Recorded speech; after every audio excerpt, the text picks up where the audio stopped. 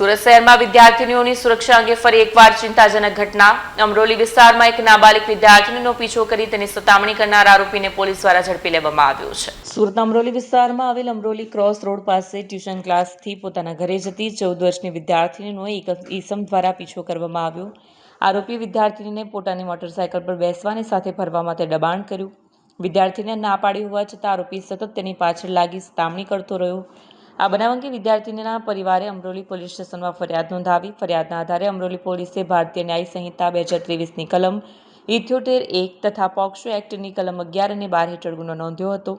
ઉચ્ચ અધિકારીઓના માર્ગદર્શન હેઠળ અમરોલી પોલીસ દ્વારા આરોપીની શોધખોળ હાથ ધરવામાં આવી હતી. આ દરમિયાન સર્વેલન્સ અને બાતમીના આધારે પોલીસ ટીમે આરોપીની કોસાડ રોડ પરથી ઝડપી પાડ્યો હતો. પકડાયેલા આરોપીની ઓળખ વિકાસ દીપકભાઈ રાઠોડ તરીકે થઈ છે, જે ઉલપાડ અને અમરોલી વિસ્તારમાં રહેતો હોવાનું સામે આવ્યું છે. સમગ્ર કામગીરી અમરોલી પોલીસ સ્ટેશનના અધિકારીઓ અને સ્ટાફ દ્વારા સંયુક્ત પ્રયાસોથી સફળતાપૂર્વક પૂર્ણ કરવામાં આવી હતી.